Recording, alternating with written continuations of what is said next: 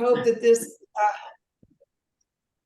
we hope that this tool will be helpful to our circles of care in the future, and then it'll also be a tool to help us if we have any absences. So Andy, can you stop the recording, please, and give people time to change their name?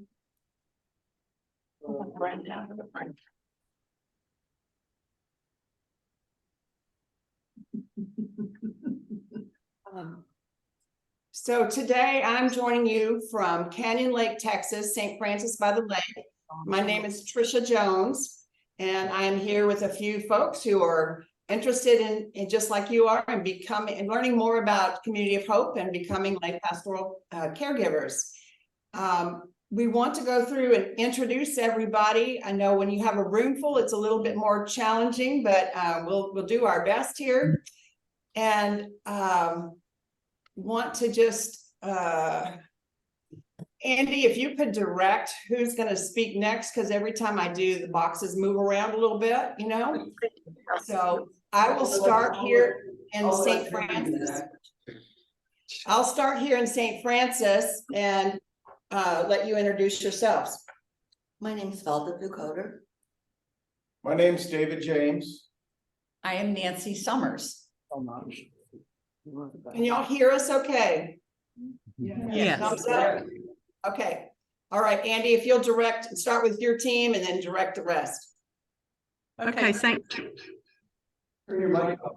Okay, I thought I did. Yeah, it's best to mute. If you ever have two machines in the same room, make sure there's only one mic on. I'm looking. I can hear you.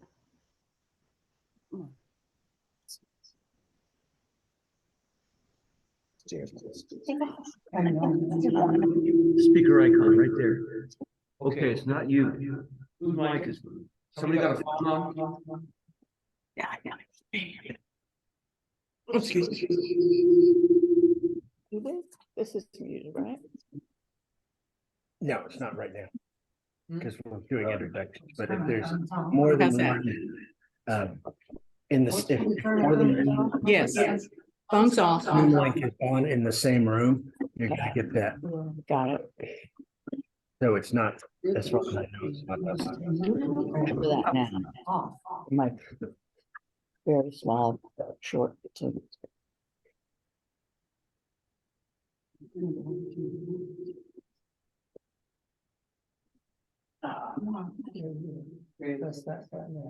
Not a big George, please start your mics on. Sure.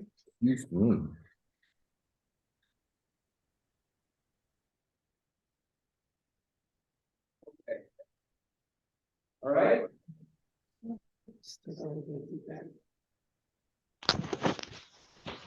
This is to be expected.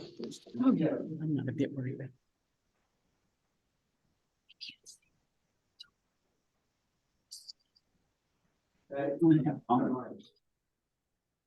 That's all.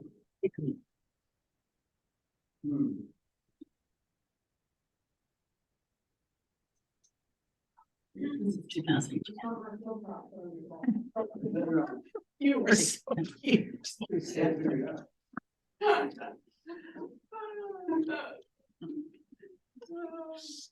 She's our resident Luddite. Yeah, we have some more pictures here. You know, I've written mine, so I'm gonna have to put mine. Okay. How are we Funny. doing? Print too, right? Your print, I think. That's print.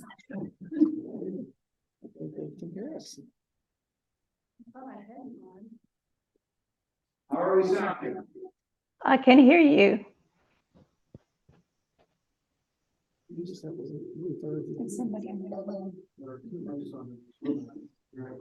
can come back after you figure it out. I'm gonna use it.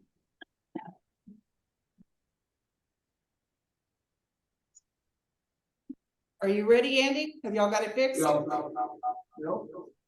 Okay. I can't figure it out. I'll just mute us. Go ahead. Supposed to be us.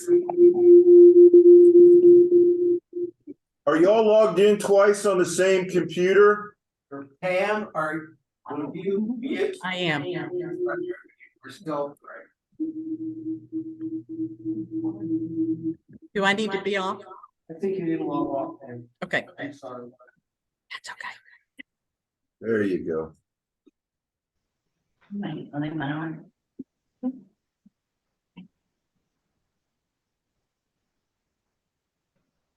Okay, is that ready? There we go. Good. So, let's start with Pat and introduce yourself, please. I'm Pat. I'm Joanne Eskelson. And Pat's from, St. George. Yeah. Joe's from, St. Matthias and Divine. Good morning, I'm Marie Sluter. I'm from Holy Spirit. Leslie Paget from Holy Spirit. Pam, St. George. Rhonda Cunningham from St. George. Nina Semmingson from Holy Spirit. Linda O'Neill from Holy Spirit. And Andy. Andy Nodine, St. George.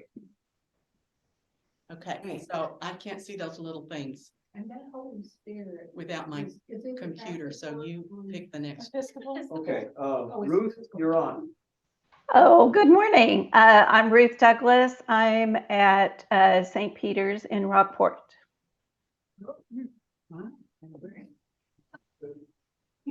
Are you by yourself, Ruth? Yes.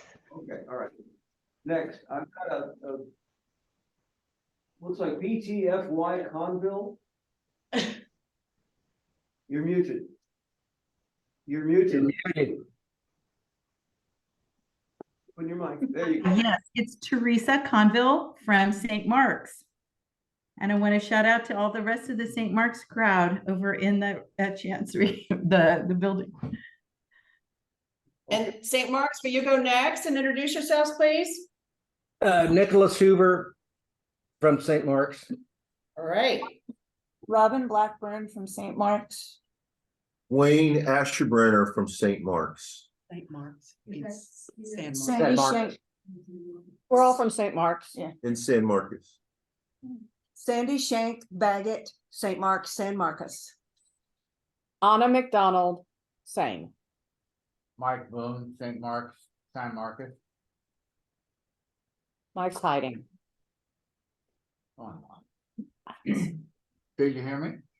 Yes. Can hear you, but we don't see you. But he had a separate, I think, login. Ah, no. No. that's true. No, I'm No, Here. no, he's I'm here Oh, with I can't see him, that's all. hiding off screen. which is a nice place to be. Okay. Do we have all your folks, St. Mark's? Yep, that's it. Okay, let's see. St. Luke's. I'm Gretchen Beeler from St. Luke's. You're there. Oh, I'm there. Mary Tacey Young, St. Luke's. And Kay Fitch from St. Luke's.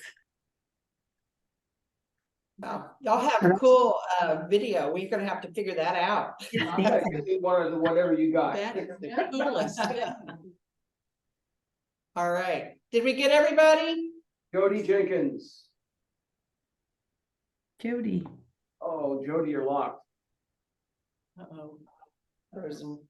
She's Okay, not even Church from of the my Advent, diocese. did we She's get from you? the Diocese of Texas. Okay, Church of the Advent, unmute please.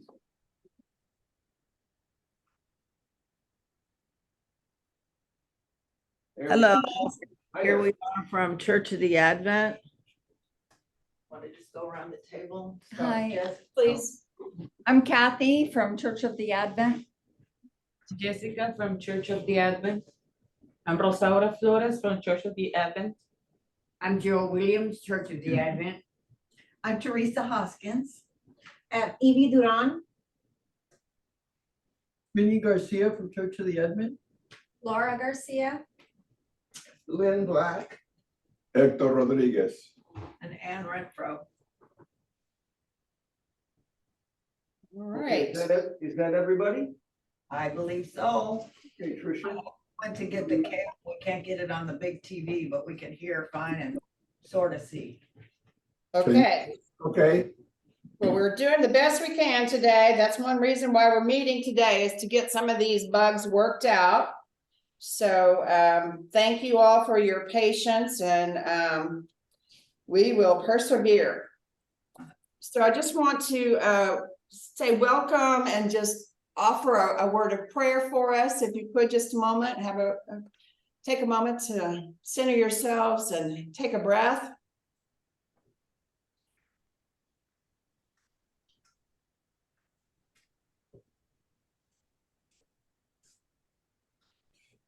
Come, Holy Spirit, come and be with us today as we look into ourselves and look to what God has planned for us. Help us to be active listeners and open hearts and minds. We ask that you bless us as we are gathered here today, in person and far away. What a wonder it is to have people from all over the state of Texas be here. We give you thanks and praise for all the blessings that you provide for us. And we ask for your guidance as we spend this time together. In Jesus' name we pray. Amen. Amen. Tricia, Yes? I think Jody finally has a stable connection. Would you like to introduce yourself? Okay, on the 6th try, it finally worked. Well, actually, I had to switch devices because I just don't know. Anyway, I'm with Grace Episcopal in, where are we? Georgetown. And I'm delighted to be here. And I think one of my co-partners is trying to log on. Somebody needs to let her in, I guess. Anyway, what am I supposed to say? I forgot because I was doing tech things. We just wanted to say hello and your name and where you were. So you've done fine. Thank you so much. Thank you for your patience. Well, thank you for your patience with us. Andy, Donna Ambrose is waiting in the waiting room. I did. I don't see her. I'm sorry. Can you resend the email invitation to her? Pam, can you do that? Oh, you're on. I'm on. Yes, I can. What's the- Okay. So this is obviously our first time to do this, and we ask for your patience. And if you have suggestions and skills, we would certainly appreciate it. But right now, we really appreciate Andy Nordine at St. George for handling the tech for us.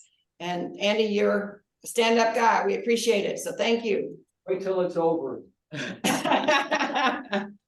Okay. So I'm Pam? sending it to someone. Who am I sending it to? Donna, And what's the address, please? Donna, let me, Donna? connected, ABRAMOB, I'm sorry, what? Okay, DONNA. ABRAMOB, BRAMOB. B as in berry. Right. Is it Gmail, Tricia?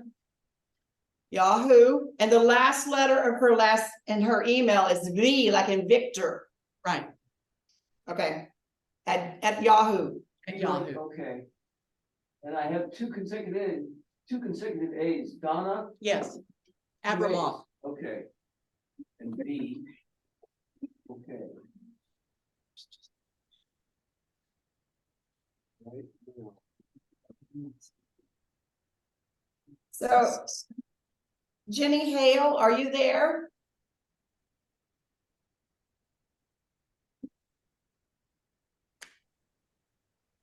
I don't see her. Anne, I think Anne from Brownsville, I got a note from Jenny that she was not going to be on today.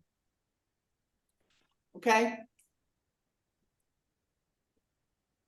Okay, thanks. I think I got it, but I read it as she was. But she'll be back from Minnesota in a couple weeks and she'll be with us and I'll catch her up. Okay, wonderful. Tricia, the link is gone by email. Okay, thanks. So Andy's going to watch for her in the waiting room and we're going to move forward. So thank you for your patience, everybody. Pam, are you ready to talk to us about the rule of St. Benedict? I am. Okay, It's so nice to see everybody today. The glitches we expected, we're just so pleased that we're able to put this together for the entire diocese. We're excited about it. When Community of Hope was started 30 years ago, it was based on the spirituality of Benedict, which comes from the 15th century. And so what we will do is read Benedict every day as part of our formation. Benedict was a man in the 15th century who was a monk, and outside of his monastery was the Dark Ages. So everything was chaos, murder, mayhem. And he had this little peaceful place where he was, and he worshiped. And he was alone until other similar people decided they wanted to be with him. So he began to accept other like-minded people who became monks. And he had all these people around him, and he needed to put some order in that. So he began to set up requirements for them in their daily lives that matched what he did in his life, which included praying 7 times a day. And the monks memorized all the Psalms. And by the end of the week, having prayed 7 times a day, they had prayed all the Psalms aloud by memory. That was part of their daily work. Then they had the work of running the monastery, providing the food, growing the food, cooking the food, providing the clothing, cleaning things up. So every monk had jobs to do. And they studied, they prayed. If there was an illiterate monk among the group, then he was read the rule. Anyone who wanted to be in the monastery had to read the rule 3 times or hear it 3 times and decide that they were okay with those rules, that they could do that. Everybody was equal. If you came from a wealthy family and your family wanted you to be a monk, or you were a beggar off the street, you were considered equal. And Benedict says, we want to see the Christ in everyone. And so that is the background of where we are. We want to see the Christ in everyone, which is was probably easier for Benedict than it is for me sometimes. And we appreciate the formation that comes along with this, because it's as much formation as it is about being a lay pastoral caregiver. So we're going to see a little clip of our founder later, and she'll give you more information about that. So that's it for me. thank you. Okay, so in the circle of care, everybody operates a little differently on how they organize their time. But for us, in our training classes, we are going to start with reading of the Rule of Benedict. So if you have your book, The Rule of Benedict by John Chester, please pull it out and look for, it's got a date at the top. And look for the date for today, August the 19th. Because different versions. She'll give you the date, it helps, otherwise you. Every page has 3 dates. Yeah, there's 3 dates on each reading, and we'll be looking at the one for in the middle for August 19th.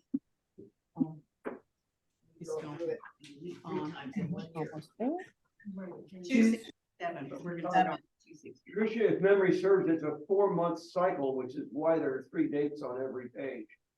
Correct. So you go through it every 4 months. 265, we're gonna start on 265 because it's,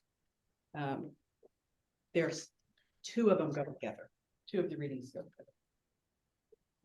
Are we still doing that, Tricia, starting on 265? Yes. Okay. So you find August the 19th? Everybody? So flip back one page to August the 18th. Okay. And you'll see that it's chapter 63, community rank. And we thought that it was appropriate because we're starting a new community to read about how the monastics came into the community. And so we're going to back up one day and start that because August the 19th is a continuation of the beginning of that chapter. A lot of times the chapters are one daily meditation or rule, but sometimes it's spread over several days.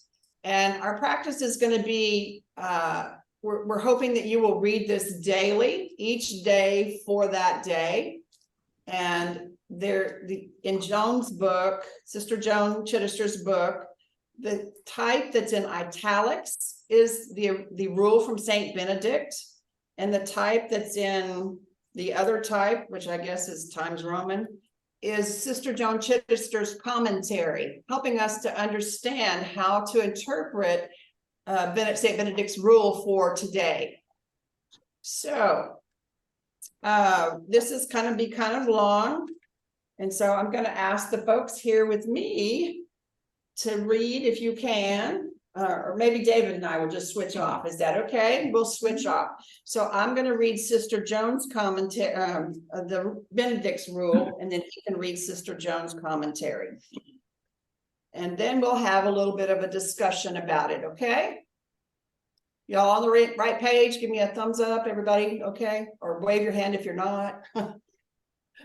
Okay. So chapter 63, community rank. Monastics keep their rank in the monastery according to the date of their entry, the virtue of their lives, and the decisions of the prioress and or abbot. The prioress or abbot is not to disturb the flock entrusted in them, nor make any unjust arrangements, as though they had the power to do whatever they wished.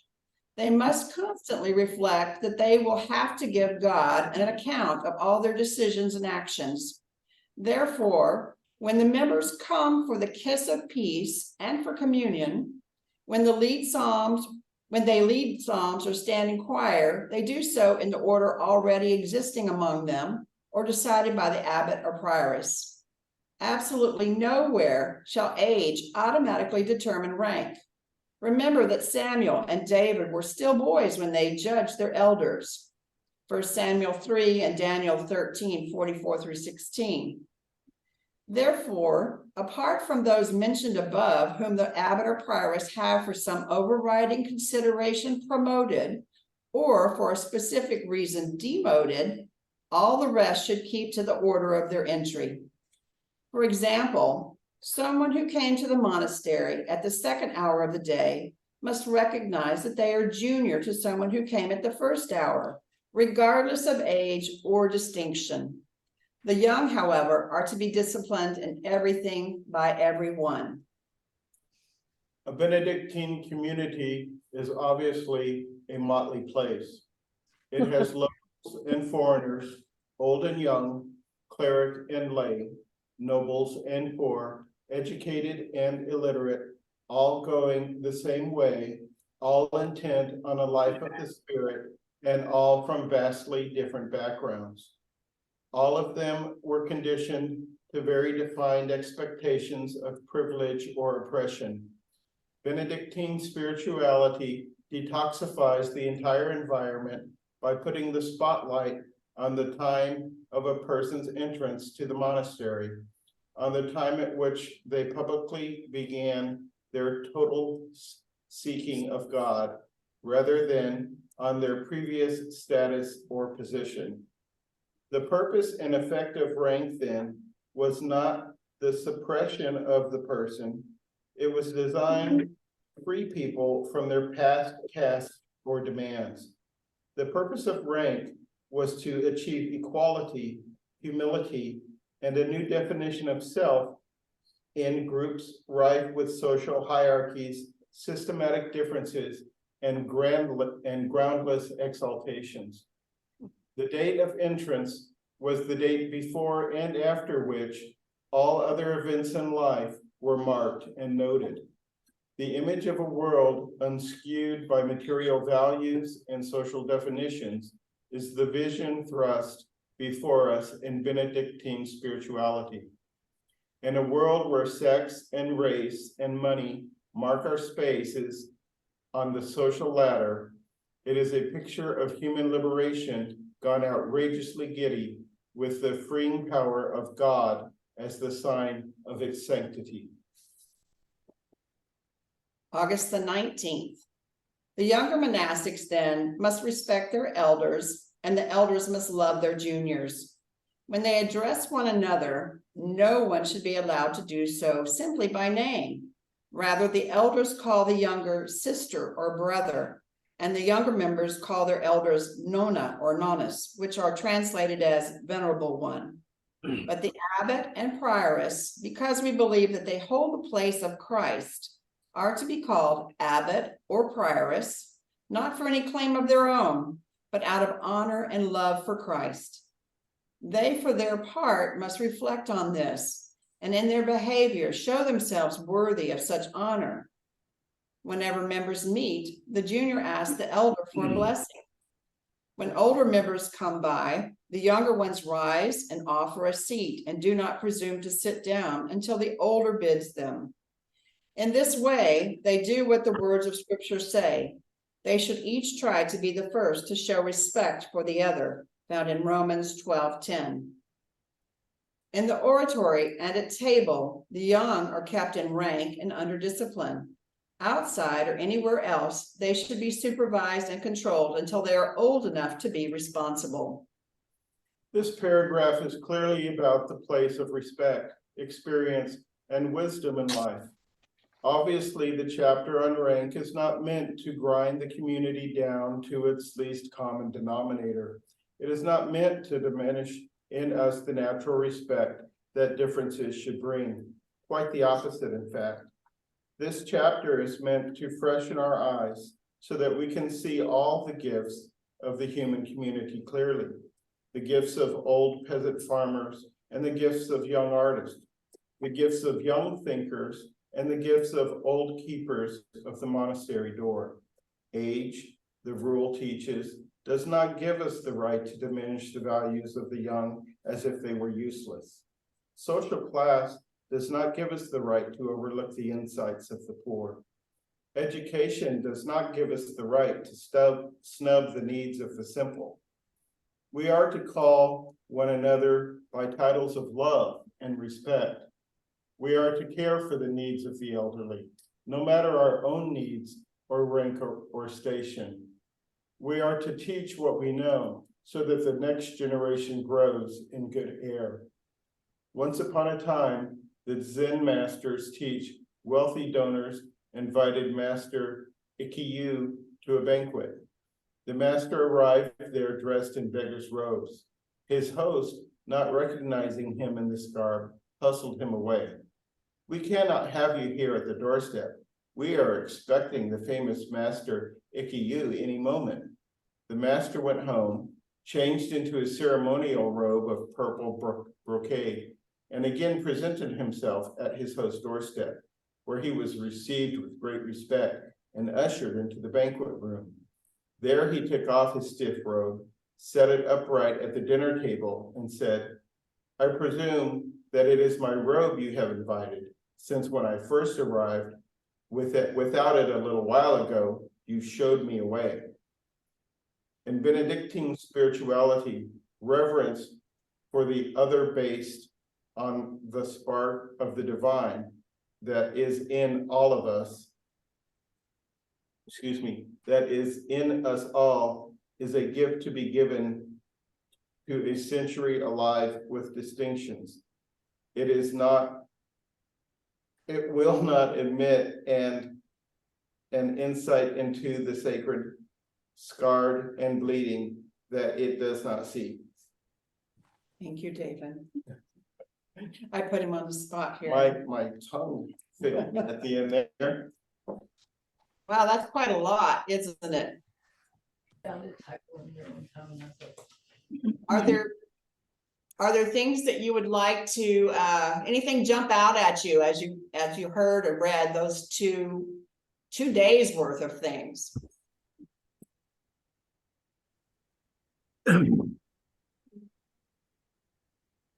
We thought it was very interesting that we're starting this new class and it's on the day that they talk about receiving new members.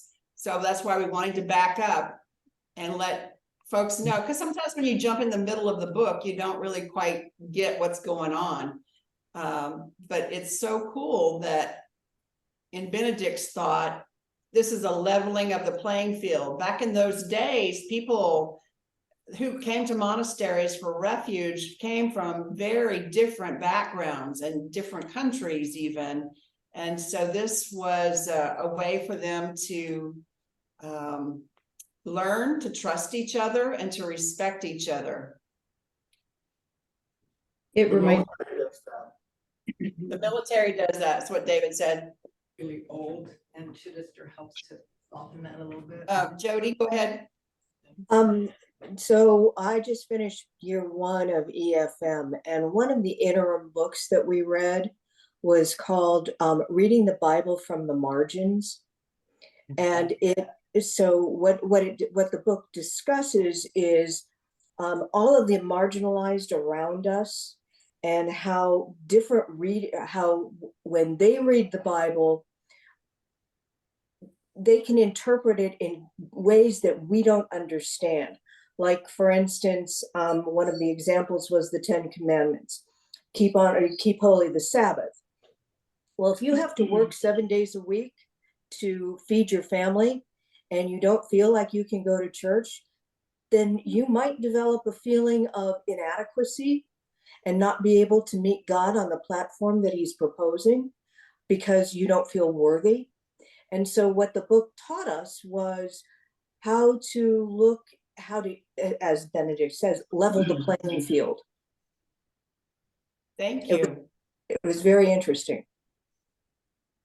Thank you. Teresa.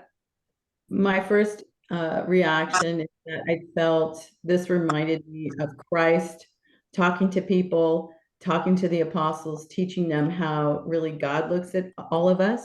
And then after the Holy Spirit was there, how the new community of Christians, after Pentecost happened, how they came together. So it just really sits well with me, the dignity of each person and accepting them where they're at and letting God do what God is going to do with them. Thank you. Something. Yes. I have something to share. Go. One of our new board members, Willie, we met him a year ago at our national conference. And Willie was a brand new Community of Hope person. And he said he felt like Community of Hope had saved his life. And he said, I love everything about it. He said, I'm just not too sure about the rule. So fast forward a year, and Willie just spoke at our facilitator training. And he spoke of how he learns something every day from the rule. So you read it every day. You read it 3 times a year. Is that right? You read the same thing 3 times a year. You begin to internalize it, and you will find yourselves out in the community and you'll think, oh, Benedict would have done XYZ, because you have read that so much and you have internalized the lessons. So if this seemed very daunting to you today, please give it some time to grow on you and start to feel you. It will get easier. I don't know. This is Wayne Ashbrenner in San Marcos. It occurs to me, especially after the parable at the end of today's reading. Buddy is invited. Let me know if you're interested. I'm sorry, can you all hear me? Yes. Yes. it appears to me that both Benedictines, both old and new, our challenge is not to judge a book by its cover every single day, which we all do inherently. I mean, it's just, we drive by somebody standing on the street asking for change, and we judge that person. We stand in the grocery store line and see somebody that may not be dressed like us or different haircut than us, and we have a tendency to have assumptions about that person. It says to me that being a Benedictine, we need to get rid of that bad habit out of our lives and encourage others to do the same. Thank you, Ash. Everybody can see better. Perfect. Thank you, Dan. Both said, oh, I should have brought that with me, so he went home and got it. Laptop. Someone talking, I can hear that one. I think it was just side. You know, this is Andy, to hitchhike on what was just said, there are any number of wonderful stories out there about people going into situations like meetings or into institutions and encountering someone who doesn't look like them, and I won't characterize in what way, but they're different. And based on that different appearance, people draw conclusions. Oh, you must be the janitor or the kitchen help, and it turns out they're the president.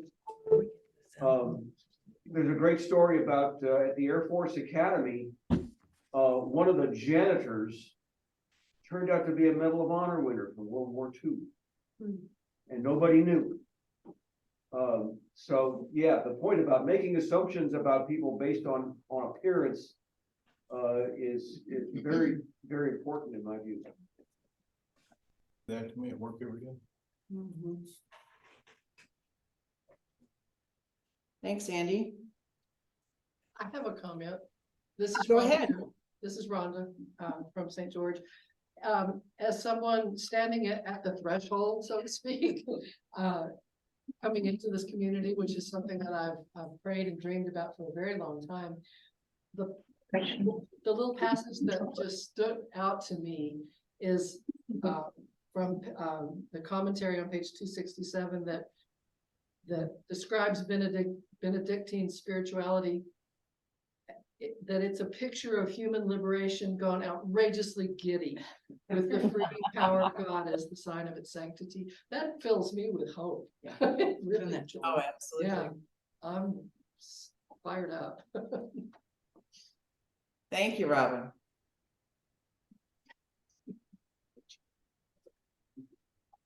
The reading for today is somewhat about how the older and the younger should address each other.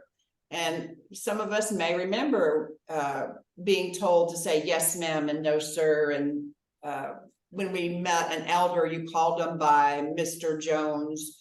Even friends were Miss Tricia, you know, that kind of thing. Children didn't call adults by their full name.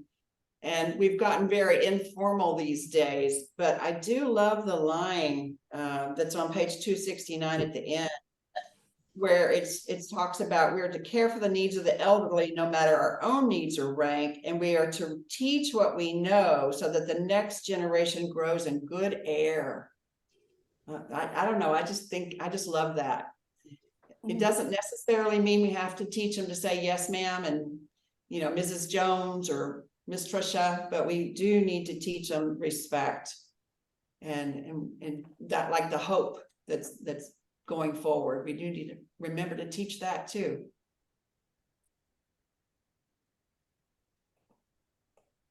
If yes. I can add to that, the term nonna in Italian is grandmother. Yeah. So Yeah. it is a very loving relationship that you have with the elders. You know, if everybody had a beautiful grandmother or beautiful grandfather, it's that loving, gentle, but yet, I don't know, they're just a little more extra than your parents, their grandmothers, grandfathers. So I love that it's nonna. Yeah, sweet. But with that comes respect from the child to the grandparent is respect for the grandparent and knowing that, yes, they love me, but I need to mind them. My Can I just don't want to lose the love of someone that loves you. Okay, your turn. Good, hello. I just like to actually look at that in the opposite way too, which is what I think we've all learned that we need to do a little bit more as we get older. And in this also, it speaks about the chapters mentioned freshen our eyes, that we can see all the gifts of the community clearly. I think sometimes we don't take children and younger people seriously. And my grandchildren are quick to remind me of that, and I think they're right frequently. And so respect is both ways. And Benedict is saying, it's universal. It's for everyone. It's each person you see, whether they are tiny or whether they are old or whether they are disabled, whatever it is. We need a larger vision. And having read Benedict for a long time, I agree. Thank you. We're called in our baptismal covenant to seek Christ in all people. I don't think we can do that if we can't be respectful to one another. If you're not respecting someone, you're not seeking Christ. That's what I tell myself. Maybe it's even more than just respectful. Maybe it's not being judgmental. At least that's just my thought. I tend to respect, but in my brain, I tend to have, what can I do to be a bit Benedictine, be a better human being? And I think all of us are potentially guilty of jumping to conclusions, reading a book by its cover all too often.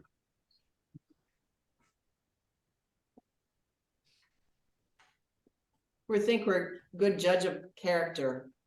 We learned that. Yes. Okay. So I'm going to mute.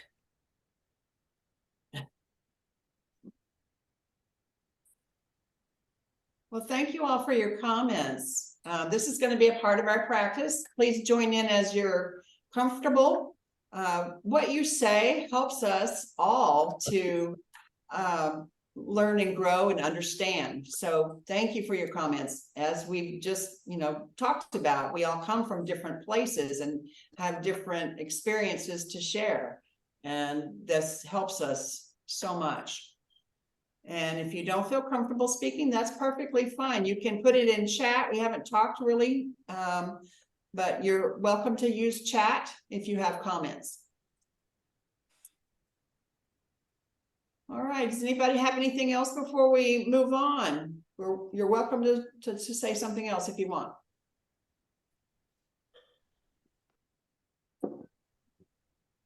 Okay. So, how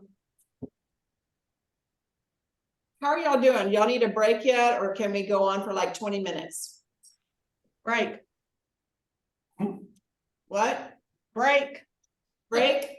Okay, break. 5 minutes. Please take a look at the clock in your room. 5 minutes.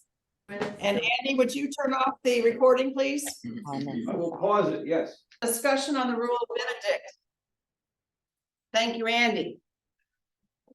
So what we wanted to do next was to just share a little bit about how Community of Hope was formed. Andy, if you're going to cue up the video. Helen Appleberg is the person who's going to be the speaker in this video we're going to watch. It's about almost 18 minutes long, but it talks about how the whole Community of Hope was started, and next year will be our 30th year. And Helen passed away a couple of years ago, and I'm so grateful that she did this interview in 2017 to document the history. So you get to see her presence and the energy that she put into this. And we want to share that with you because it makes just makes sense of why we're called Community of Hope and what we do. So Andy, when you're ready, if you would show the video.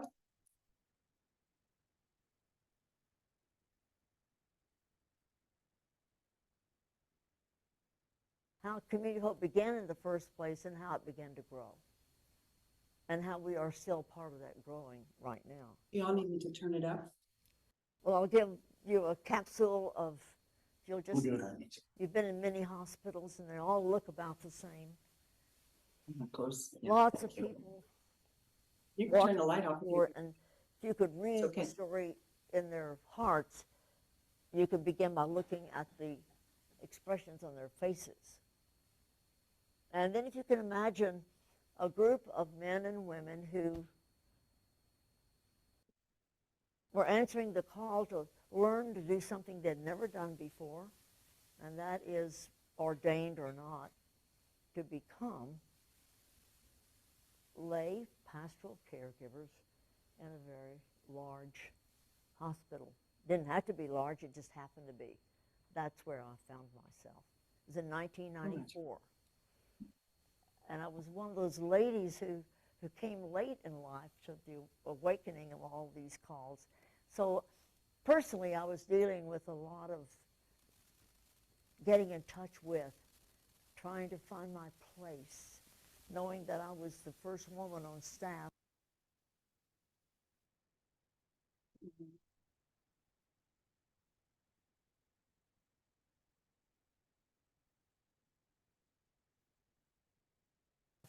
With this group of men who had been clergy, most of them quite some time. They were well vetted as clergy, and I was learning from them and from all the people. The hospital was in the heart of the Texas Medical Center, right across the street from the very famous, well-known cancer hospital, MD Anderson, and St. Luke's Episcopal Hospital was known for its sort of church-oriented care. And right next door, you could only tell you had changed hospitals by the color of the stripes on the wall. And so when you knew the colors changed, you had left St. Luke's and gone into a large county, it's a probably federally funded hospital called Texas Children's. And our pastoral care department, which was all Episcopal clergy, there were 7 of us, and I was the only woman who had ever been brought into that place.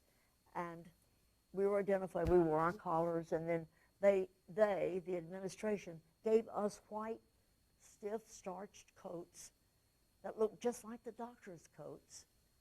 And they came from the laundry, but on it said pastoral care and identified your title. And so I started out as chaplain, and pretty soon I was asked to be, or the bishop appointed me as one of the assistants to the head chaplain. So I became assistant, whatever it was. And so it was I only mention the titles because of the increase in responsibility and all the opportunities of being in this place. We had a beautiful chapel. We celebrated Eucharist every morning at 9 o'clock. People from all over the hospital, from other places, would cross the street and come streaming into our little chapel to receive communion. Doctors would come down from the ORs if they had time out. It was a wonderful mix of the most delightful congregation I've ever seen and known, because they were there because they wanted to be there. They wanted to belong. They wanted to be present. They wanted to stop and pray, listen, receive the Eucharist, and to go back to their oftentimes very difficult jobs. We were known as the Heart Hospital. That's where people were beginning to come to receive heart transplants and all kinds of heart procedures. And we had a big hospital, Methodist. The only thing that separated us was a little alley, not wide enough to walk through. It was a break in the ground between the two buildings. And then next door was another big heart institute. And that was a time in 1994 when there was more experiential excitement over heart procedures and things that were being done with helping people live longer because of what we were able to do. And so there was a lot of, it was just filled with heart concerns. And in Texas Children's the same way. And so we chaplains had to learn a lot about the heart, and then we had to realize that we were there to bring hope. Nobody said it quite that way, but that was the whole thing. And then one day, an Episcopal man that was kind of well known, he had been in the newspaper. I mean, he was a newspaper editor, one of the editors in the, I think, Houston Post. And he had had a heart procedure, and he'd been there for several weeks, and we'd all visited him. His name was Dan Cobb. And as Dan was released from the hospital from his stay, we'd all been in and out of his room, he came downstairs, and I'd gotten to know him, of course, and so he pulled me aside, and he said, Helen, I just want to tell you that you folks in your white coats and your collars do a good job. But I was up there long enough to realize that we need a lot of people just like me. We need a lot of lay people to do the work that you can't do in between, to come and sit and listen and just be with us and be in and out of the rooms, because there are only a handful of you and there are hundreds of us. And it was just like, but he also said it so others could hear it. And I was the only woman on staff. And even though the gentlemen, and they were wonderful men, they didn't intend to, and it was, I didn't feel it was at all a burden, but they came to me and said, Helen, you heard what Dan said. It's not, they didn't ask if I thought it was a good idea. We think it's a good idea for you to begin to think about what we're going to do about that.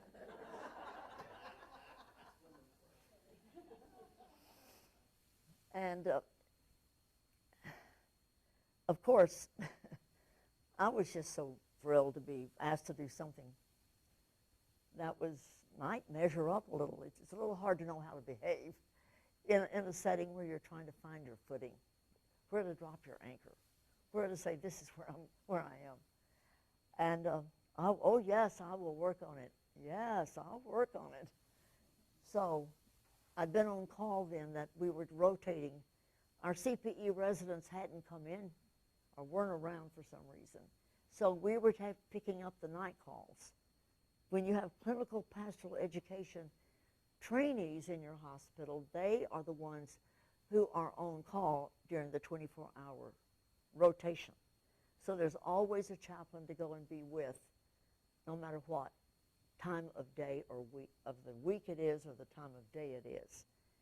But we were doing all of that, and so I had finished an on-call night, and it had been a long night, up all night, most of the night.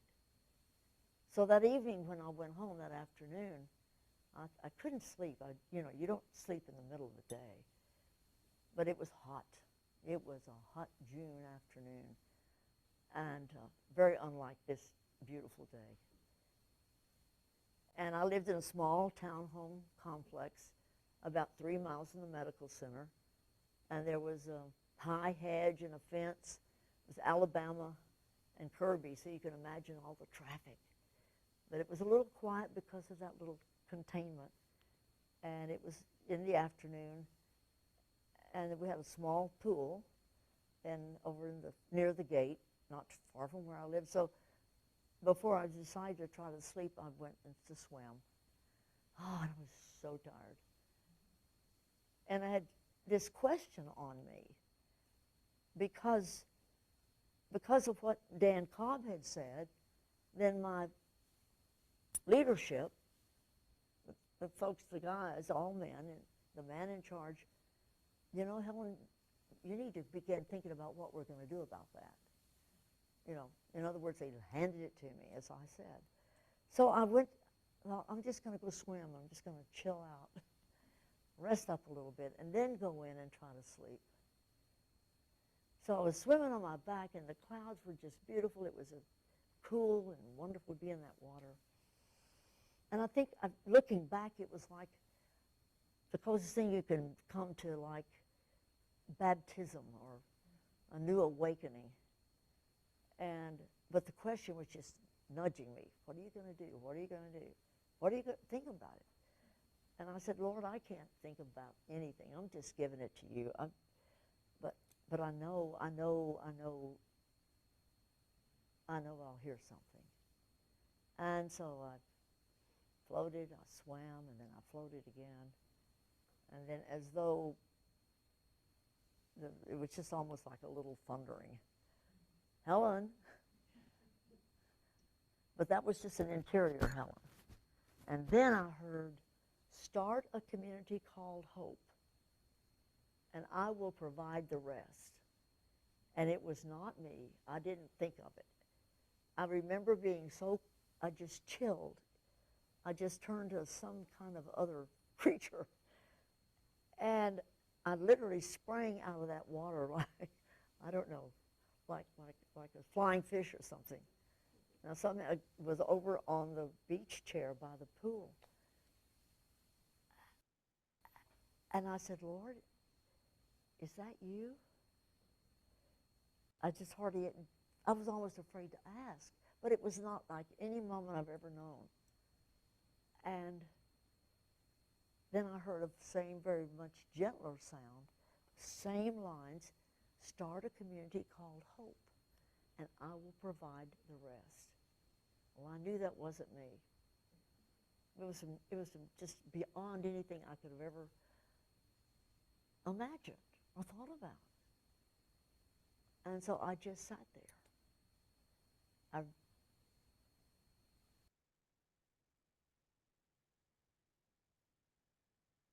probably cried a little bit. You got to cry somewhere along the way. And because I can feel those same old tears. Like, what does this mean? What is this about? But as I began to remember, and even as the days began to unfold, it was like I was on a new path, and I knew nothing except to begin to, and I didn't know the word listen, truly. You know, did you really think about listening until you finally read the rule of Benedict? I mean, maybe you were a listener all your life, and maybe I listened some, but mostly I listened when I heard my mother say, now listen here. Or I heard my two older sisters telling mother, or music mom, Helen did it again. Because I was a little sister that would go in when they weren't looking and try on their clothes to see if I could wear the stuff they had. You know how you always want to kind of live up to the next people in your family. And wonderful sisters. But siblings are siblings. But somewhere I just knew that day that life was going to be different. Because I had heard something that I knew with all my heart was not from me. It was not any experience that I have ever had before or have had since. And so that night was pretty tumultuous, upside down. But the next day when I went into the hospital, and I took a deep breath, and there were 3 men, I think, on the head of the chaplaincy, and I was co-assistant with the man, and then there were 2 or 3 other chaplains. But just the leadership group, a couple of 3 of the people that were at the top, I said, because they were all beginning to ask me, you know, we heard Dan, and we've been talking about this. So Helen, what do you think? What do you think? Are you coming up with any ideas? I said, well, what do y'all think? Oh no, you know, you're really good at all that. I could feel it coming on. And so I finally then, and as the day went on, said, "Look, I want to share with you something." And I tried to tell them a little of my experience. And so they just were very kind and very supportive. Of course they were. It was beginning to find some answers. And so we sat down and we all began to talk about what would we do? What would we do with, how would we engage people? And then of course engaging laity, like, you know, we all are lay people, and then we're called to do all these things. And so it wasn't long until we had a luncheon, and it was in the parish hall of the Episcopal Church, was just catty-cornered down the street from the hospital. It was called Palmer. Memorial Hospital is on down Main Street, and it was across the street from, still there. Lovely place. And we had a luncheon and invited anybody who was interested in, I don't know how it was stated, but the letter went out to just the parishes that were within about a 3-mile range of the hospital. St. Mark's down Holcomb, Trinity Church up Main, Palmer Church up Main. If you know Houston, then the churches are just sort of strategically in a little fan around some of the downtown churches. And the cathedral, they received a letter. And about 12 people showed up for lunch. I don't think you were invited, Ann, because you were the Texas Children's in second class. And so we didn't even include the hospital we were tied to. It was Episcopal. And I think we have to help ourselves keep widening that vision, because God calls all of us. He's not looking at what's written over the name of the building where we go to worship. But that was the way it was working. Whatever happened, it was taking place. And we had just a sprinkling of people from those churches who came to this lunch. And I think the lunch was held in the nearby church, and so they wouldn't have to deal with having to park and come into the hospital. And within a pretty short time, we had a wonderful group of men and women who had said, we would really, really love to have a way to be trained, to know how to assist you all and do what you do, but in the way that you want us to do it. And when you look back at that, it's just God's writing out the script. What would it take? We had people who were really interested, but not too many at once. And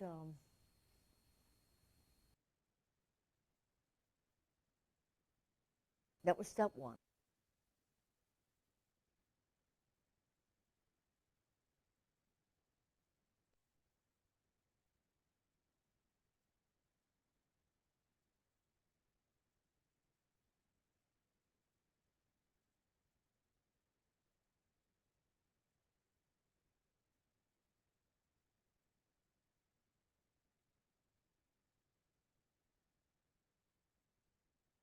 What y'all think about that?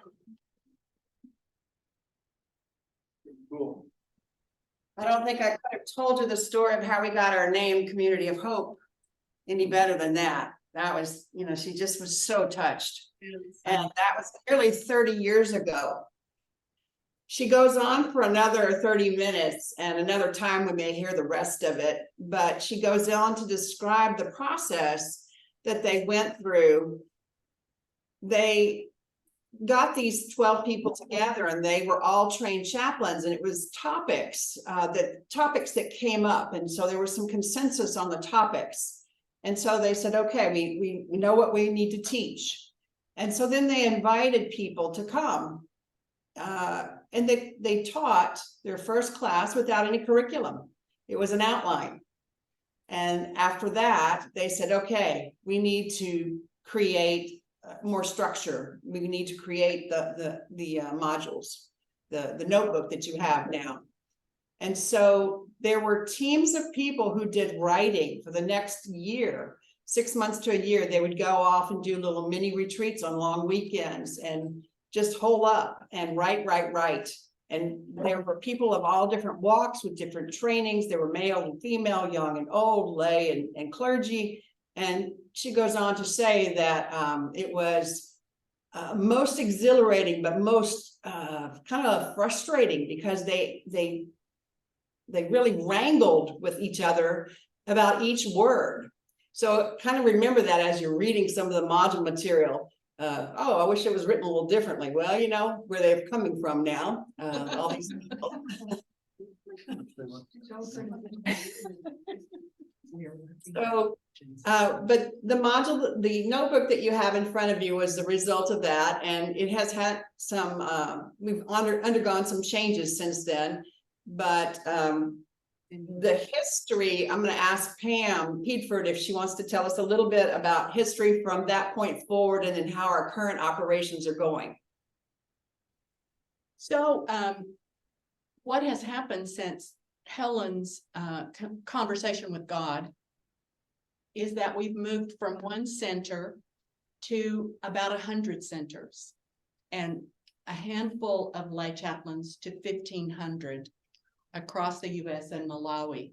We have 5 centers in Malawi, Africa, and the facilitator of those 5 centers in Africa will be the speaker at our October conference in Atlanta. So much has happened in 30 years.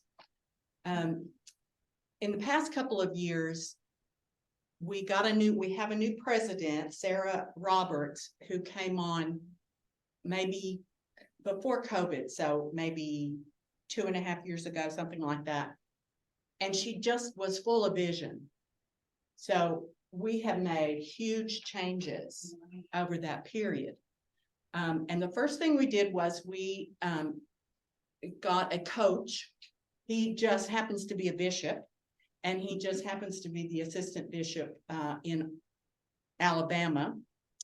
And he runs kind of the Episcopal camp structure. He's a camp kid. And he met with us, with our board at that time, which was 14 lovely ladies. He met with us, and we talked about where we had come from and where we were then, and what was our vision moving forward. And eventually that led to a 2.5-day conference at Camp Capers, where those folks came from all over the US. Those 14 ladies came to meet with Brian, Bishop Pryor. And we had intense conversations with small groups, large groups, posters, charts. And at the end of the second day, or at the beginning of the last half day, Brian said to us, "You are a lovely group of ladies who absolutely love your job. You love your community of hope. You love your mission, but you are not a board." And we took that with complete grace, because we had known that. And he said, you need to have board members who are assigned to a role, and you need to have processes for moving forward. I mean, we would sit in a meeting and we would know that we had to plan the next conference, and somebody said, "Okay, I'll do that. Okay, I'll do that." There was really no plan for what we were doing. But we did love to get together, and we loved each other dearly. So we began to look for new board members. And we now have 4 board members. We have a board chair of communication, one of membership, one of finance, and what am I leaving? Curriculum. And then there's 3 of us on the executive committee. There's me as secretary, Sarah as president, and Steve as treasurer. And so that group of people meets periodically, probably once a month, to plan things. And already huge things have happened. Some exciting things that have happened have come through membership. Our new membership chair, Joe Merlino, has always been a consultant working with churches to build capacity and so forth. So now we have established what we're calling the Diocesan Center. So just as an example, I'll tell you about Vermont. The Diocese of Vermont got in touch with us about Community of Hope. And the churches that wanted to be involved in the Community of Hope in that diocese were not in a position where they could pay the fees to get in. And we have to charge fees. I mean, we have to have some way to move forward and do our work. And so the diocese has paid the fees for 8 churches. And they are a diocesan center. Their circle of care is that diocese.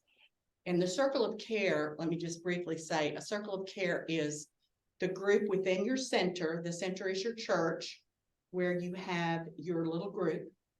Your circle of care meets once a month to strengthen each other, to listen to each other's stories about your caregiving, and to learn, to discuss the rule and to learn more about Benedictine spirituality. So their diocese as a whole is their center. Another thing we've done. Oh, yes, once a month. Yes, ma'am. Another thing that happened is a Catholic seminary in St. Cloud, Minnesota, received a huge grant from the Lilly Foundation, $1 million, to restructure the way they do their parish because they didn't have enough priests to cover everything. They need lay leaders to do this. They had also moved away from a predominantly German congregations to a Hispanic congregation. So that looks very different. And because it's a Benedictine ministry, seminary. And so because we are based on Benedictine spirituality, they contacted us and said, can we use your curriculum? Will you teach our people? And so we now have a seminary center with a number of, I don't know the number exactly, of Catholic churches that are receiving our training. And there's also that going on in Atlanta. It's going on in Oklahoma. We have a different model in Oregon. So great things are happening. More that's happened than has happened in 30 years. It's very exciting times. Let me just look at my notes.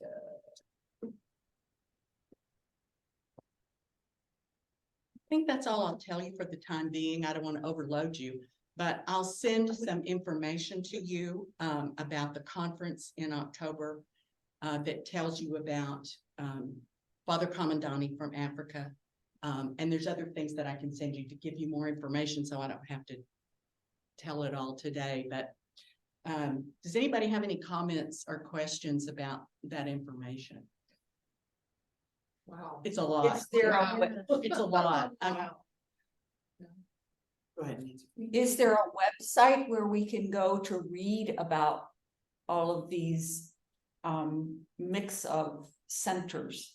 Okay, I'm glad you asked that. I'm so glad you asked that. Another thing that we're doing is rebranding Community of Hope for the 30th anniversary. The short answer is no. The long answer is, starting in September, we will start rebranding. In other words, update our logo, update our website, get more involved with social media. We outran our resources, basically. We moved beyond what was in place to share with you. The place where you get most of your information is the newsletter. which I publish once a month. I'll ask if I can put you all on the newsletter because that's the way that you would get. You know about the newsletter. Oh, yeah, I get it. It gives you a lot of information about what's going on. And it tells you when new centers are added across the US. And that whole Vermont diocesan center was in the last month's newsletter. So I'll see what we can do about that. But we are moving toward upgrading our information systems so that everybody knows more. Other questions? I'll comment. There is a website. Oh, yes, there is a website. And not a lot of history, but a lot of information about how CoHI is operating today, the structure, and who's in what roles and things like that. That's available on the website today. And also the whole US is divided into regions, and each region in the US has a regional rep, a representative. Tricia is the regional rep for West Texas. Do you want to say anything about that, Tricia? No, I think we need to stay on task. We can probably get to that later. Okay. Any other questions or comments? How does all this get financed? From the fees that we get for people joining, also So for we're gonna give you a fee for your. no, the church, the center, the diocese, the church pays it. Yeah, I'll get it right in a minute. Also donations.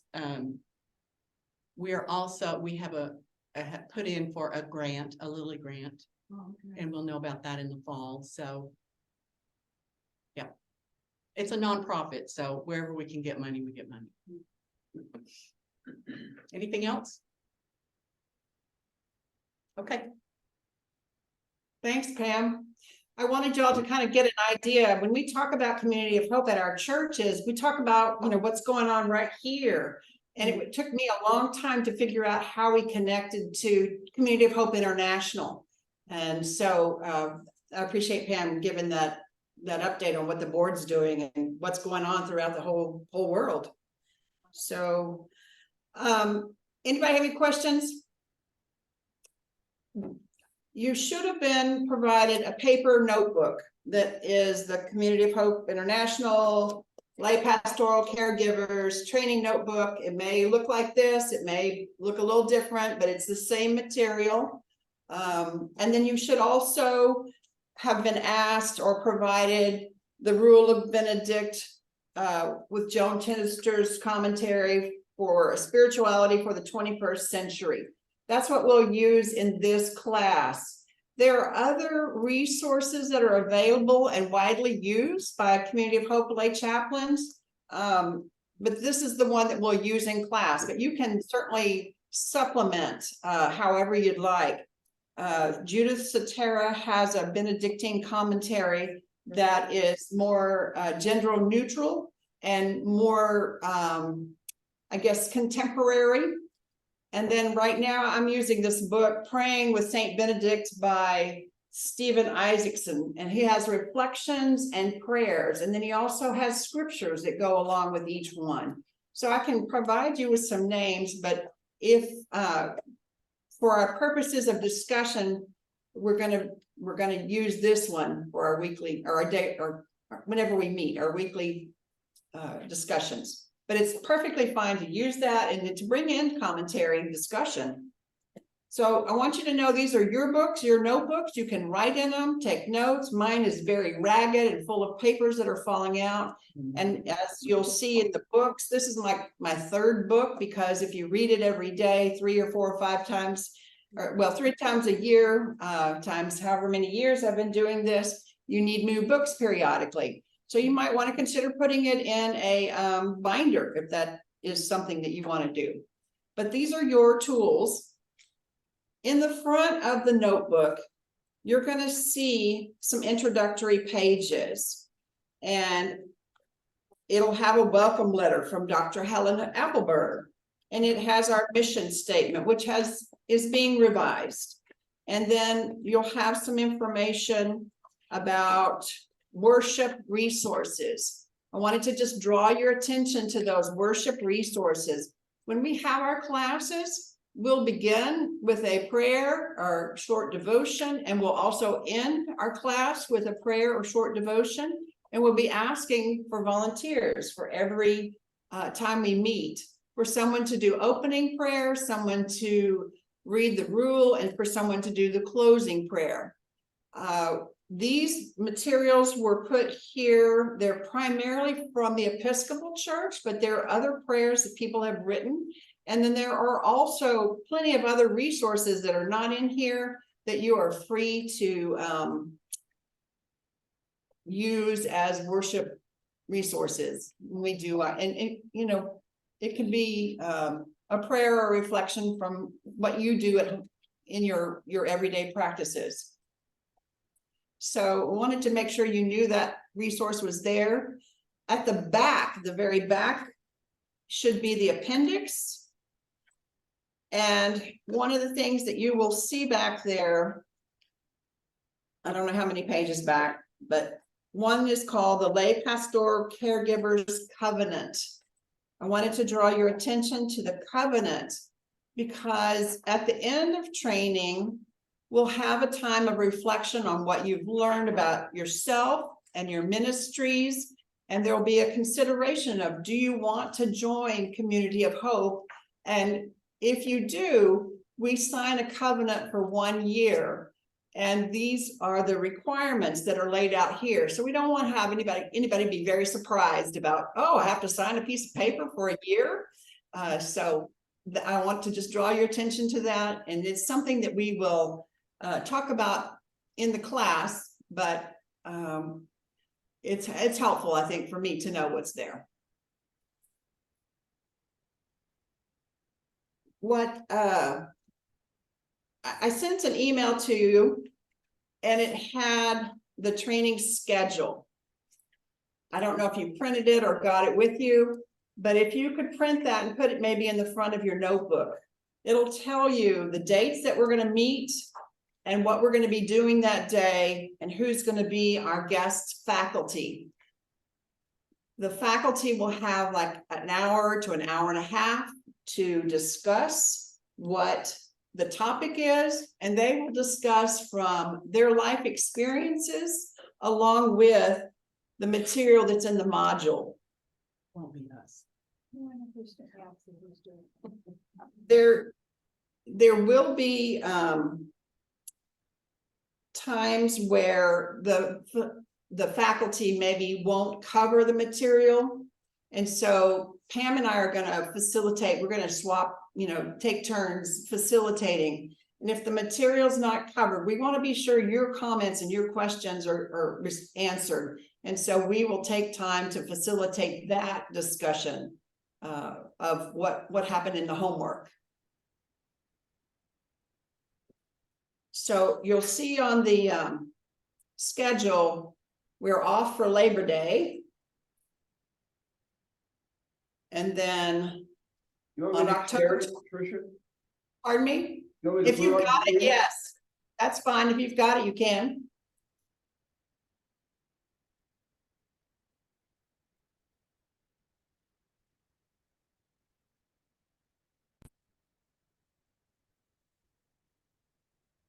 See it? Nope, we're seeing Helen. Yeah. Oh. Did you say Helen passed away? A couple of years ago. Yeah. That's strange. That isn't what I shared on. I can see it. Okay, let's. No, why didn't we see it? Let me try again. Okay.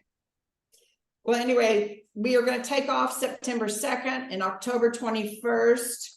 On November 4th, the schedule will be a little bit different. We're going to have a mini retreat at St. Francis and Canyon Lake. And the time is from 9 to 2 because we're going to cover 2 modules in depth that day. And it takes a little more time, and you're welcome. Anybody who's close by is welcome to come to St. Francis campus. But Zoom, we will be Zooming also. And then of course, November 25th, we're going to have no class because of the Thanksgiving holiday. And December 2nd should be our last class unless we have to reschedule for some unforeseen reason. But December 2nd when we will talk about our commitment to ministry. And please kind of refer to this every time we meet. We'll talk about what our homework is for the next time, but the modules are not all in numeric order. We jump around a little bit, so refer to this. If you're going to come to St. George to be present with them, this piece of paper has the address of St. George Episcopal Church in San Antonio, and then the location of the meeting room and how to get in. So that's a handy piece of information. And then, Andy, you can stay where that general class schedule is. It's a midway, second page, yes.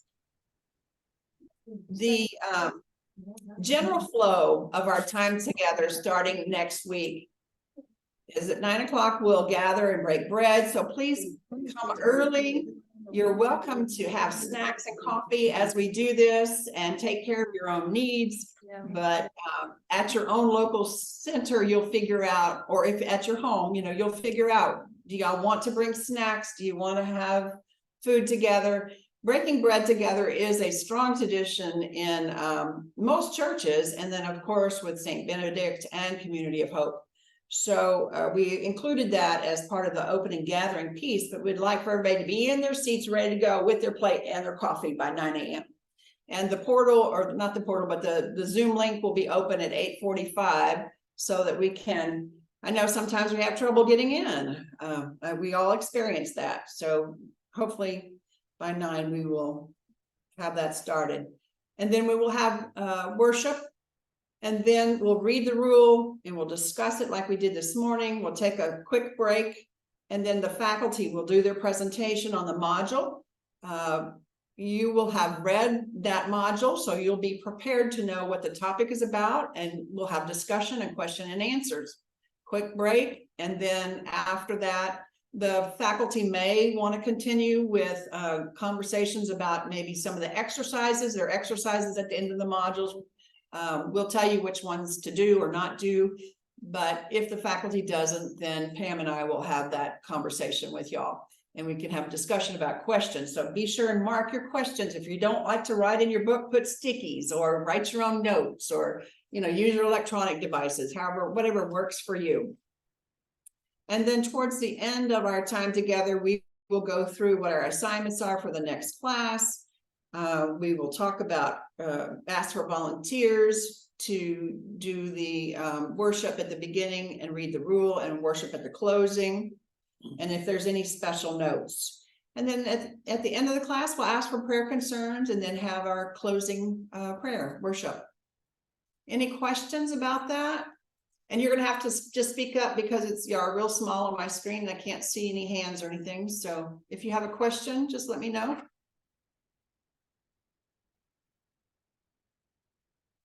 Okay. We start reading all this every day. Yes, we're asking that you read the whole rule. Read the whole rule. Andy, what does it say at the bottom? I can't do it. So I'll talk about that. Okay, I'll let you talk about that. So as we said when we started earlier talking about the rule of Benedict, sometimes when these classes start, we're kind of in the middle of a book and the book is very confusing. Mm-hmm. So what we would like to do is have you read the whole rule over the next 4 or 5 weeks. And so there's some reading assignments. And I know that sounds like an awful lot. We don't want it to be a burden. So if you can't read the portions assigned for the weeks, just read the rule. Don't read the commentary. And if you can't do it, you can't do it. It's fine. It's to help you get a better feel for Benedict and his ideas for community. And so we've broken it down to August 19th is today. Your homework would be to read the invitation, the prologue, and chapters 1 and 2 before the next time we gather, which is on August the 26th.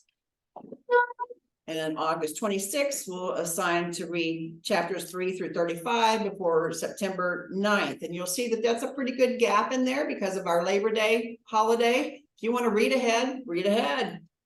And then on September 9th, we'll assign reading chapters 36 through 73 by September 16th. And that way we'll have a good feel for this. The very beginning module pieces in the notebook talk about Benedictine spirituality and the theology of pastoral care and our own personal pastoral identity. And so having that better understanding of what's going on in a community and what is St. Benedict all about would, I think, be helpful. But if it's too much of a burden, just keep up with the daily readings and read the module, okay?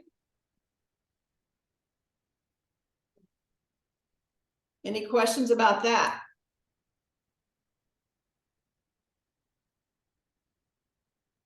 All right. So as you know, there's we were doing a hybrid training this time. There's some of us sitting around a table, some of us are at home. Participate in the way that works best for you and your center. We would love to all be in person, but since that can't happen, if it's not working for you to be here in the room with us, say you need to be at home and we'll see you on the screen and we'll hear you. It'll be fine. We like to be together so that we can form this relationship and this foundation of trust, but we're learning to do this on Zoom. So everybody will get the Zoom link in their email. It's the same link every time. We apologize, we've had some starts and stops this week, but I think we've gotten it figured out. But the one that you use today will be the one that we use every time. And you'll get an email every week towards the end of the week so that it is at the top of your email list. You're able to find it. And if you want to gather together, that is great. If it's the technical challenges are too much, you'll all decide locally what you need to do. There's opportunities to participate in person. If you would like to go to St. George, or you folks over in San Marcos, if you want to come over here to St. Francis, I'll be here. So come on over. David says, come on over. You're welcome. We'll share. We'll cook food for you. Whoa. Uh-oh. David will. As I said before, we are making recordings of this session and all the other sessions. When we have breakout sessions, those pieces will not be recorded. One, it's just a technical nightmare. And then two, there may be opportunity, or, we may share things that, we don't want out on the airways quite as much. So just know that, and we'll make that announcement every time we meet. So you have opportunity to change your name or hide your face or put on a favorite picture or something like that.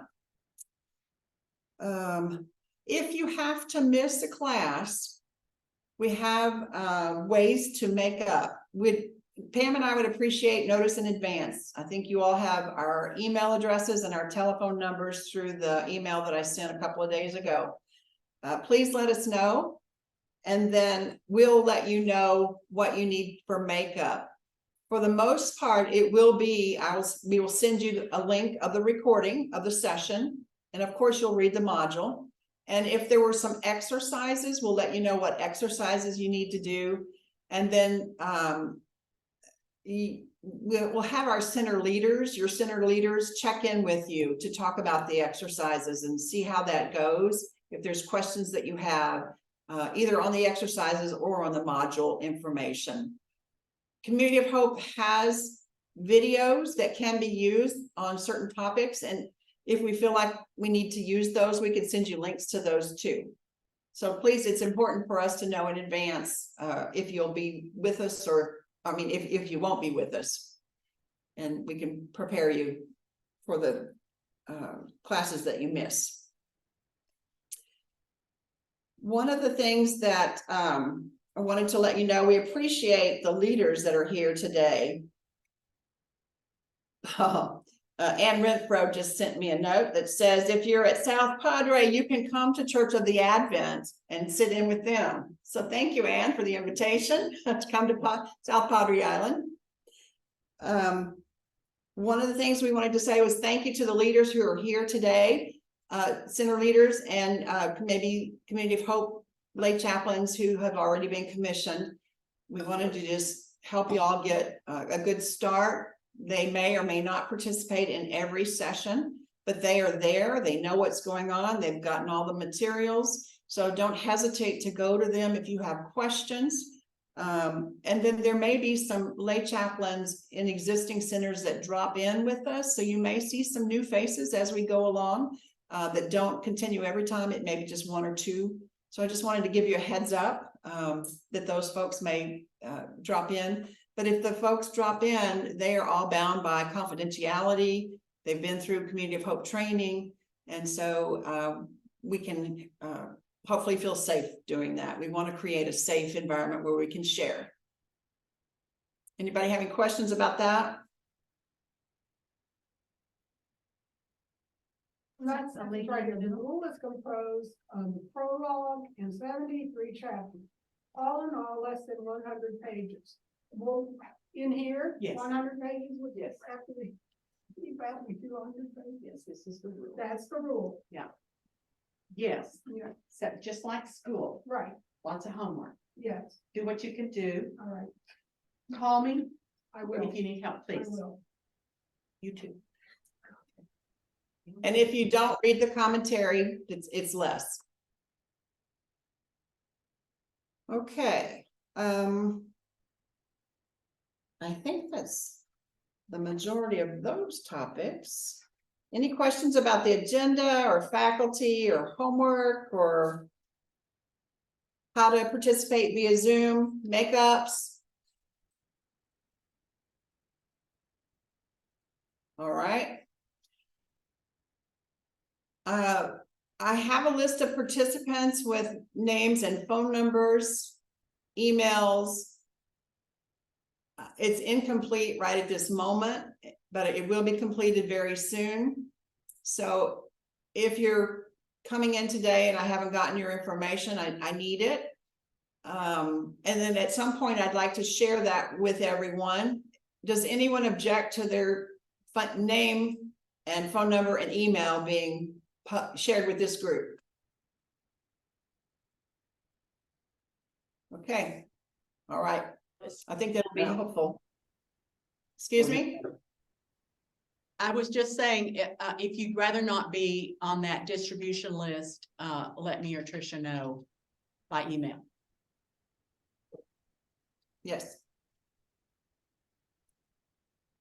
As we go along, your conversation, your participation is so very, very important. And if you can do that through our class time, but we have a lot of folks on this screens. If you don't feel like you got to make your point or you have questions, know that Pam and I are here. We want to be talking with you. We'd like to hear your comments, your feedback, but so are your center leaders and your other classmates if you're in a group.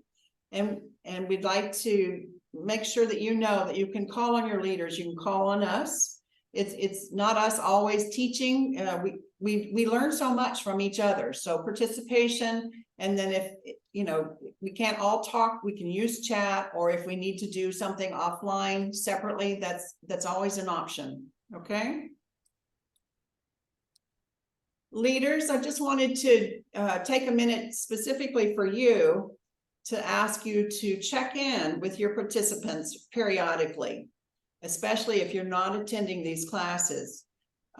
If we know that someone's not going to be there, if you could check in to see how they did with the makeup material and activities to make sure that they didn't have, or if they had any questions or comments. We also, leaders, need you to be working on arranging and overseeing 2 pastoral visits and debriefing between October 1st and November 10th. We'll discuss all of that in classes and do some debriefing, but the actual visits need to be arranged locally.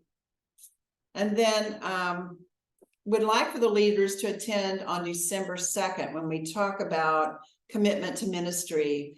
And we'll probably have breakout sessions for this piece, but your participation in helping the participants discern their call, their ministry, talk about commissioning and how to get them integrated into your circle of care is going to be a very important piece that you or someone in your leadership team need to do.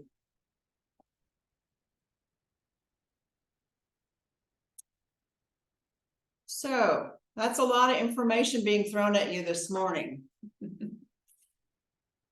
Any questions, just in general, by what you've gotten, what you've heard this morning, what you've been thinking about since you said yes? Any cold feet? Running out the door. This is your time to ask questions, make comments. How did they come up with? They didn't. How did they know? They didn't. That's from the 15th century. Right, and how did they decide? We gotta. I'll tell you about it afterward. All right, Okay. There's a really good answer. okay.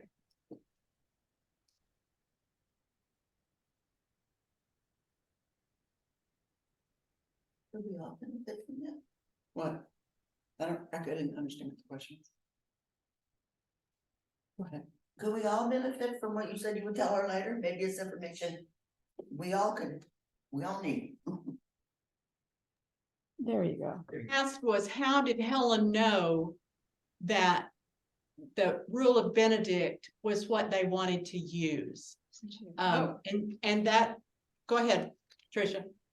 So after what the video showed, Helen goes on and tells this amazing story. This lady at the hospital that she knew across the hall, who was in administration, so they were very powerful, came across the hall to the pastoral care and said, Helen, I think there's a conference here that you need to go to, and it's in New Mexico, and I think I can get us money to go. And it was Esther DeWall, who is, she had written a lot of commentary about Benedictine spirituality, and she was doing this conference at a monastery in New Mexico for a long weekend. So Helen and this woman went, and it was just a holy, sacred experience. All the people there were, you know, seeking someone, seeking something, and it answered a lot of prayers and questions and gave her direction to come back and say, this is, you know, the direction we're going to go, and talk with her colleagues and start putting that invitation letter out. And so they started reading Esther's books and studying Benedict, and realized that's what we need to, this community to be steeped in, is Benedictine spirituality. It was God. Yeah. I mean, all along the way, God put people together that needed to be there. Yeah, it's fast. Yeah, it was ordained, preordained. So I have kind of a comment / question. I'm Anna from St. Mark's and St. Marcus. I've read a large portion of the rule, and I'm kind of taken aback by the harshness, the shunning, less so by the corporal punishment than by the shunning. And I'm taken aback by, you know, you should be praying with tears, and you need to at all times be aware of how what I'm hearing is basically worthless who you are. And can someone maybe comment on that? Look at how the world was around. Yes, back in the 5th century, this is the 5th century that this was developed. So times were very different, and there were other rules of living in that time that were extremely harsh, that had beatings and whippings and just all kinds of terrible things. So when you go and compare what Benedict's rule is compared to the others that were of the day or earlier times, it is a very gracious and gentle rule, although it appears harsh to us, because the times that they lived in were very harsh. that was beatings and crucifixion, and, you know, slavery was the thing of the day. Being boxed or, you know, around the ears and beaten was very common. And people lived, I guess, somewhat in a caste system, you know, the richer people and the poorer people and the people in the middle, and based on your jobs. So that's why Benedict said all of that goes away when you come into the monastery. You are known by your time that you've given your commitment to Christ to be in this monastery.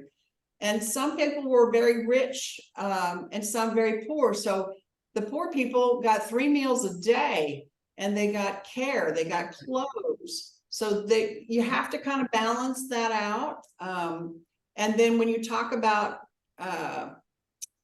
in the 5th century, you know, our history that we're remembering is communication, maybe with the excommunication with some of the Catholic Church or some of the other churches where people are shunned.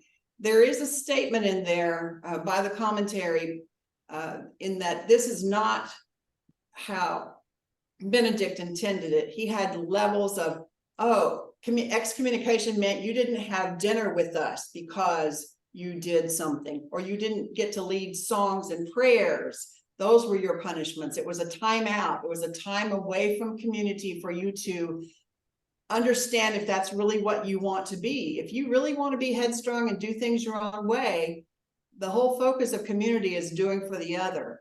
So do you want to be here, or do you want to do things your own way? And it was a time for that person to have that space to make the choice.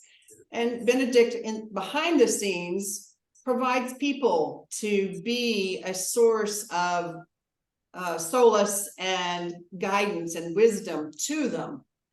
So it's all something we'll learn, but it's a lot to take in. And so I know that people get really upset, particularly when they talk about the beating of the children. That was not Benedict's preferred method. As you see, he tries lots of different methods to see what works with the people that the person that's in front of them. Does that help, Anna? Jump in. Yes, actually, yes, but are we supposed to treat each other that way? Oh, no. Do we have an abbot? Everybody else is laughing. Oh, no. No, that makes sense to me. I mean, it does make sense to me. So in Community of Hope, the priest that trained me said, my abbot at St. Francis is my priest, my clergy. He is the one who has responsibility for our Community of Hope.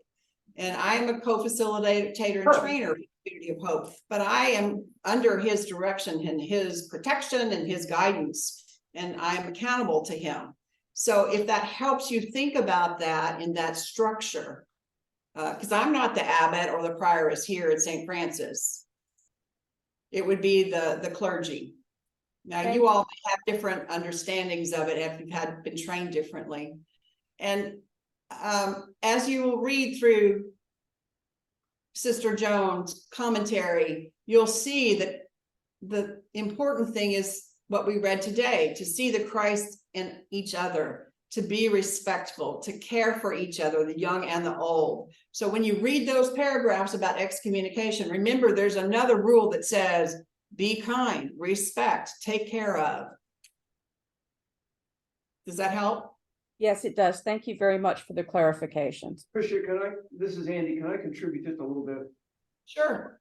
I think we have to remember that the people who came into the monastery came in from a whole lot of different walks of life situations, steeped in the world that Tricia was describing, but coming in from all over the place. And Benedict is trying to group them into a community where they live under a common rubric, if you will, a common set of customs. And that, making the transition from that chaotic world of the Middle Ages into a world of grace took some, it was a shock to the soul. And so I think we have to remember, and you have to also remember, as you read Benedict, what he's writing is based on a much earlier rule written by someone called the Master, and he makes reference to the Master in several places, which was much, much harder. Benedict's rule, he talks about it as a beginner's guide. and it's full of opportunities to make exceptions. He states the rule, then he says, and here are a whole bunch of reasons why you should be a little bit flexible and gracious as you apply this to each other. And then I would offer, as Tricia did, take it, bear in mind it was written in the context of a time, and the context of our day is a whole lot different. And Sister Chittister is trying, and I think she does a really good job of extracting the principles from Benedict's writing that work in our day, in the customs of our day. So focus on the higher level principles and not the details. The reason I can talk to this is because my wife has been beating up on me about this ever since she first read it. And so I'm more referring to these answers. If you knew Marty, you'd understand. So anyway, it's view it with grace. Thank you, Andy. Those are good comments. Okay. Jody? Yeah, I just have a comment. Yes, Benedict was writing during medieval times when things were chaotic and very different from ours. On the other hand, if we look at our current societal things going on, our society today is also just as broken in a lot of ways. And there's a lot of, I don't want to, well, there's a lot of controversy going on. We have a lot of things happening around us that kind of sort of can mirror the medieval society that he came from. And I think that also helps us give perspective to pastoral care and what could be going on with the people that we are ministering to. Good point. Yeah, that's it. Yeah, I would suggest you're right. And as I think about it, the age we're in is not, it's becoming more so, but not perhaps as physically violent as the Middle Ages, but it is emotionally and psychologically every bit as violent as it was then.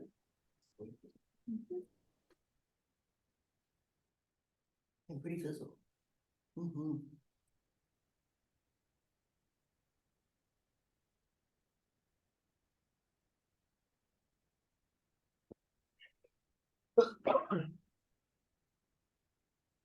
Other comments, questions? Did you think you made a mistake, or are you in the right place? We hope you're in the right place. I'm scared. You're scared? You're not alone. You're not. So we had a comment here that they're scared, but they're not alone.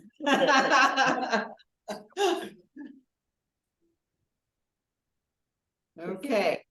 Yes. Sandy, you want to say that again? Did you hear me? I don't think. Project. It feels like a huge responsibility we're taking on.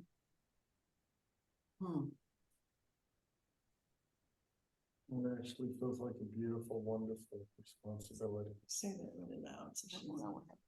It actually feels like a wonderful responsibility, something beautiful that we're embarking on.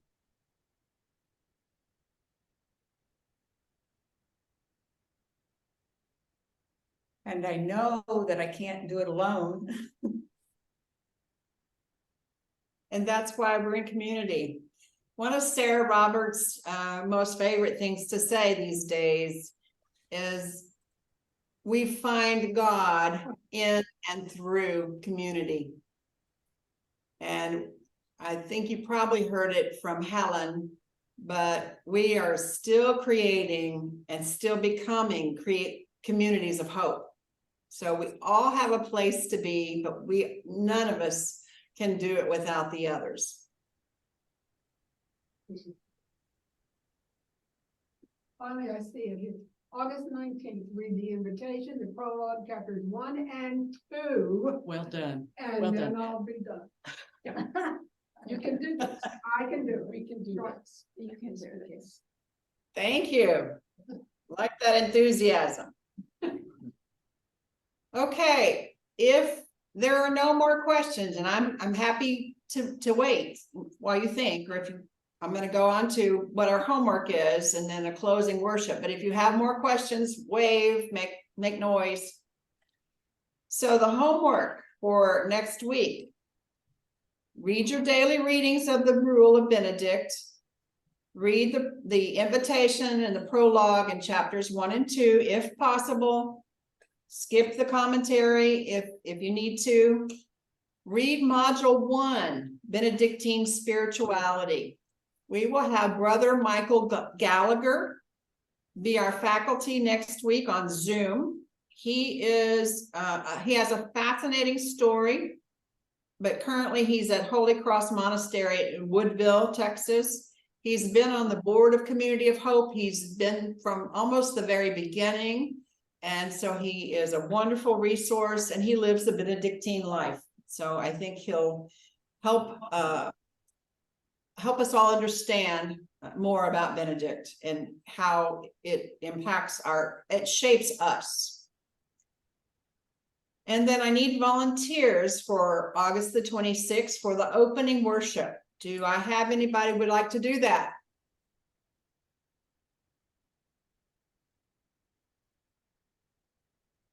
So we have another hour. We have 50 minutes, so we can be silent for 50 minutes until someone decides they'd like to be brave.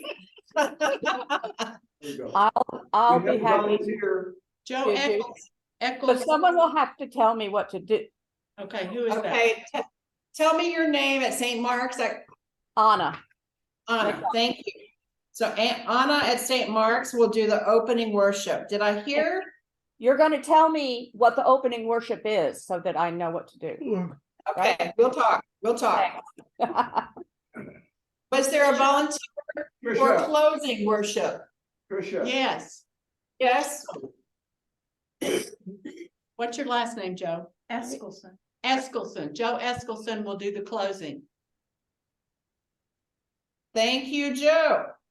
You're welcome. And then do we have a volunteer to read the rule for the day of August the 26th? I will. Nancy Summers will do that. Thank you, Nancy. Yay. If you didn't get to do it today, you have several more opportunities in front of you. Thank you very much.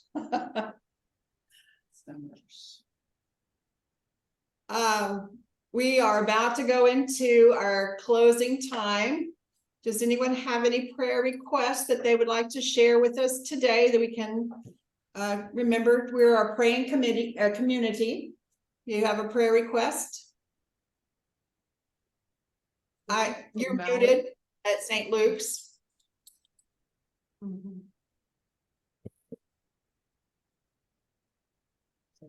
The people of Maui. Thank you. Absolutely.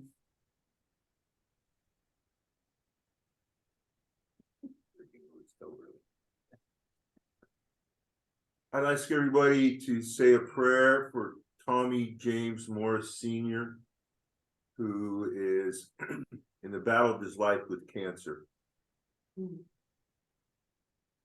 Thank you.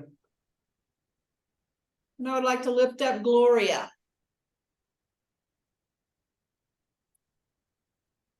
And pray for rain. Oh, yeah. Oh, yeah. Thank you so much. But not too much.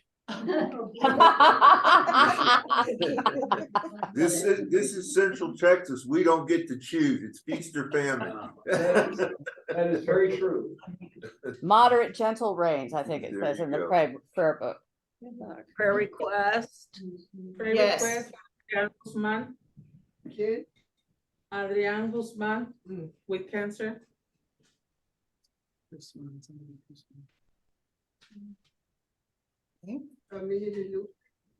Sobrino. Yeah. This is nephew. Yeah, you have the Zoom numbers. I didn't sure.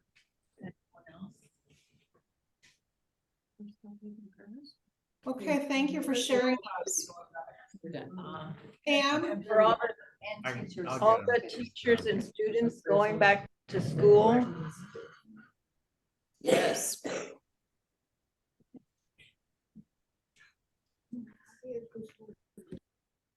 Right I emailed it to you. If you didn't get it, thank you. So Pam, would you like to lead us into closing worship?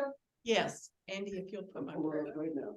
And Pam, if there's anything else that you'd like to say, if I left something out of the notes or anything you'd like. Okay, I don't have anything. I'll just say the closing prayer. I'll wait a second till Andy gets it up there. Yeah. It makes it big. Thank goodness. I want to say that this is a prayer that was in the Reverend Dr. Joanna Siebert's blog. She is in Little Rock, and she's one of the most active priests and priests and chaplains that I know of, and she has lovely things in her daily blog called Daily Something. And this is a prayer that was in recently. The Daily Protection Prayer. May the guiding hands of God be on my shoulders. May the presence of the Holy Spirit be on my head. May the sign of Christ be on my forehead. May the voice of the Holy Spirit be in my ears. May the smell of the Holy Spirit be in my nose. May the sight of the company of heaven be in my eyes. May the speech of the company of heaven be in my mouth. May the work of the church of God be in my hands. May the serving of God and my neighbor be in my feet. May God make my heart his home. And may I belong to God, my Father, completely. Amen. Thank you for coming. Okay, Pam. I sent Trish their contact information and then. Thank you all very much. We'll see you next Saturday. If you need anything, contact Pam or myself. We appreciate you. You.